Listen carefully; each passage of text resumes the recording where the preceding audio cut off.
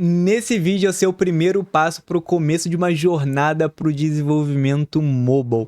Só que antes eu tenho dois pré-requisitos. Primeiro, você precisa saber orientação a objeto. O Flutter é totalmente orientado a objeto e não só o Flutter, e várias linguagens utilizam esse paradigma. Se você não saiba, por favor, vai lá estudar, dá uma estudadinha lá. Eu vou deixar na descrição uma playlist excelente da Loiane Groner.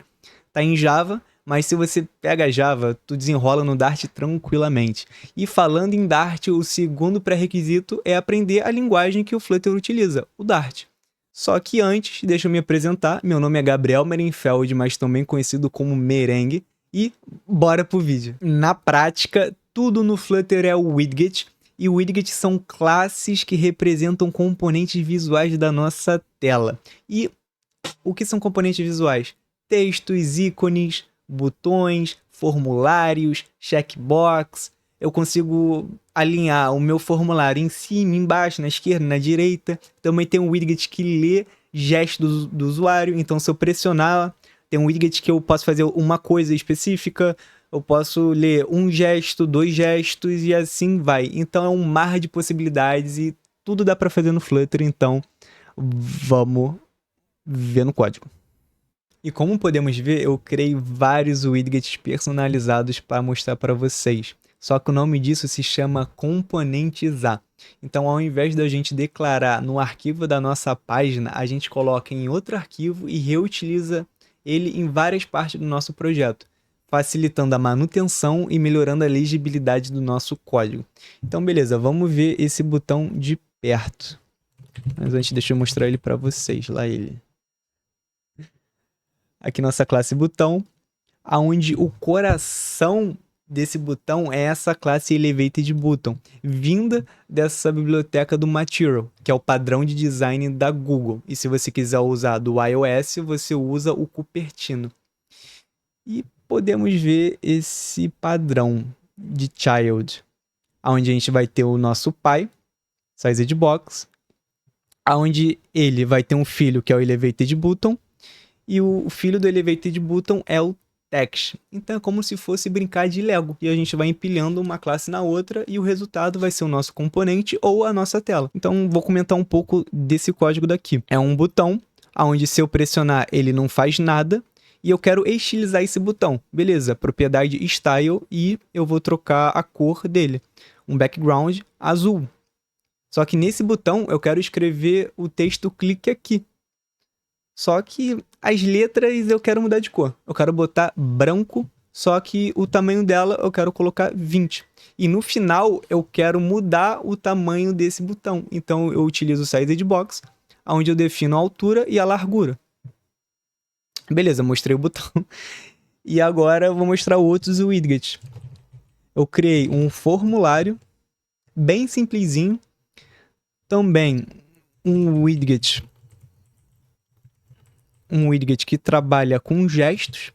Então aqui está um quadrado desabilitado e quando eu clico, ele fica vermelho. Também um que vai trabalhar com animações. Onde é o retângulo roxo, onde se eu clico, ele vira um círculo. E se eu clicar de novo, ele volta ao normal. E também eu desenhei uma bola de sinuca.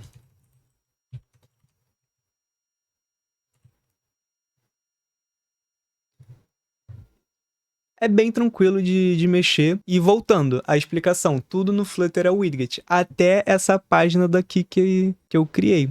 Onde essa página vai herdar de Stateless Widget. Onde Stateless Widget e ou Stateful Widget são facilitadores para a criação de widgets. Só que como que cria um widget na mão? Vamos ver. Vamos criar uma pasta então chamada de lab para a gente fazer os nossos experimentos. Vamos criar um arquivo chamado de widget personalizado.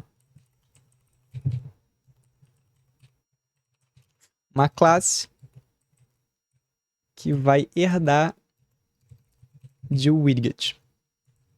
E a gente não consegue herdar um widget porque o widget é uma classe abstrata. Reclamando aqui porque a gente precisa Sobrescrever o método createElement. Ô, Merengue, você falou lá no começo que na prática tudo no Flutter é widget. E realmente é. Só que na teoria não. Tudo no Flutter é elemento. Porque essa classe widget é uma fábrica de elementos. Então vamos criar um elemento na mão.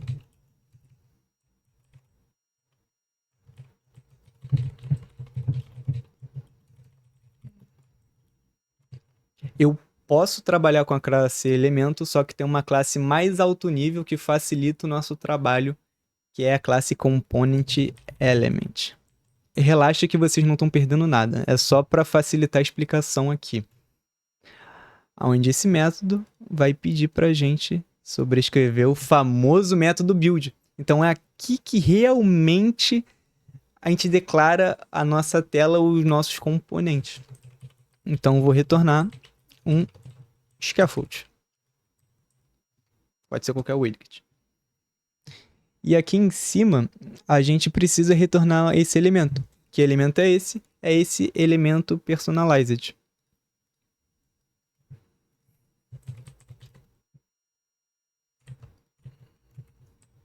Onde, como podemos ver, precisa de um widget. Então, já que essa classe herda de widget, então ele é um widget. Então, a gente vai passar ele mesmo como parâmetro. E é aqui que está a criação de um widget. Então, é por isso que tem as classes stateful e stateless para facilitar esse trabalho. Só que tem outra informação que eu preciso dar para vocês. Que todo widget é imutável. Nossa! Então, se houver uma alteração na nossa tela, o nosso componente, a gente vai pegar todo esse código, vai jogar fora e vai rebuildar a tela, executando de novo o método build. E não tem problema rebuildar a tela, porque o Flutter foi criado para rebuildar 60 vezes por segundo um widget, então tanto faz. E chegamos no final do vídeo, então se você gostou, por favor, deixa seu like, comenta e compartilha para os seus amigos, porque isso ajuda bastante. Então te vejo no próximo vídeo, valeu, falou e fui!